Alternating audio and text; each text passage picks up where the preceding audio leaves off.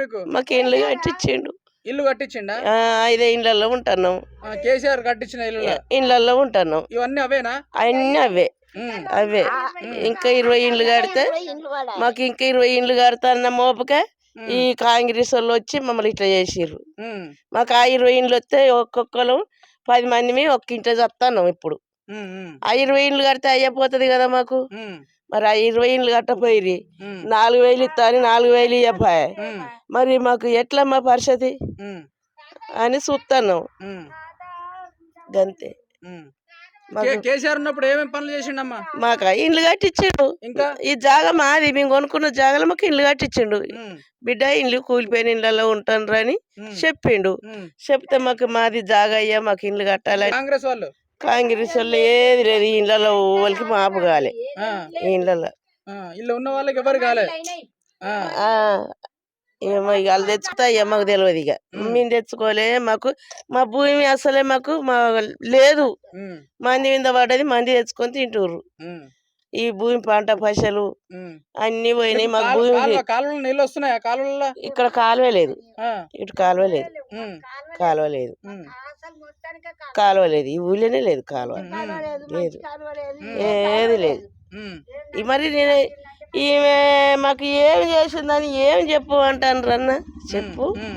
ఆమె ఏమి చేసిందని బుధగారు ఇచ్చింది, అదిగారు ఇచ్చింది, గెలిపించుకున్నది, ముడి మీద అల్లింది. అంతే ఉన్నది పరిస్థితి.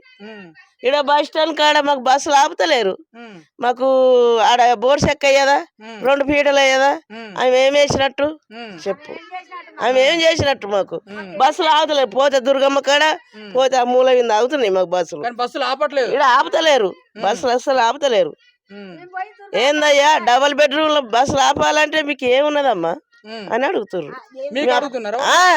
మేమేం సమాధానం చెప్పాలి? మాకు బస్సులు ఆగుతలేవు. మేము ఎక్కడ నడిచిపోవాలి? ఈ ముసలి నడతారా?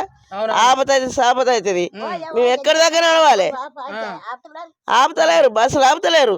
వాళ్ళు నమ్మించి మమ్మల్ని గొంతు కోసిర్రు. మేము తెచ్చేసుకుందాము. ఏందయ్యా, మాకు కుర్చీలు లేవు, ఆడ బోర్డు చెక్కలేదు, మాకు బస్సులు ఆగుతలేవు. కేసీఆర్ ఉన్నప్పుడు మంచిగా చేసుకొచ్చిండ మరి పనులు? చేసిండు. ఆయన కట్టిన ఇంట్లలోనే ఉంటాను. ఆయన కరుపు చల్లకుండా. కేసీఆర్ నీళ్లు మాకు నీళ్లు మిషన్ భగీరథ నీళ్లు ఆ నీళ్ళు తాగుతాను. ఆయన తాగుతాను. మిషన్ భగీరథ నీళ్లు ఇయ్య నీళ్లు మేము తాగేటివి. అంతే, మేము తాగేటివి అయ్యే నీళ్లు.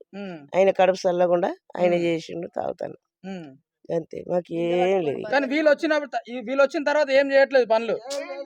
లేదు. ఒక్కడ బోర్డు చెక్క ఏమంటే బోర్డు చెక్క ఎత్తలేరు, అక్కడ కుర్చీలు ఎత్తలేరు, మాకు బస్సులు ఆగుతలేరు. అంతే. మీకు పెన్షన్ 4,000? 4,000 లేవు. అయ్యే 2,000. ఆయన ఇచ్చిన 2,000. ఎవరు? కేసీఆర్ ఇచ్చింది. గయే 2,000 వస్తుంది. వీళ్ళు ఇస్తామని చెప్పి 4,000 ఇస్తలేరు. ఇస్తలేరు. అంతేనా? అంతే, ఇస్తలేరు. ఎట్లా అనిపిస్తా ఉన్నది కాంగ్రెస్ ప్రభుత్వం వచ్చిన తర్వాత? ఎట్లా అనిపిస్తుంది? ఇక ఏది ఆడోళ్లకు 3,500 ఇస్తారన్నారు, వాళ్ళు ఇయ్యలే. ఇంకా ఏది లేదు. మళ్ళా పింఛన్లు వచ్చే వాళ్ళకు 4,000 అన్నారు, 2,000 వస్తున్నాయి. ఇక అంతే ప్రభుత్వం.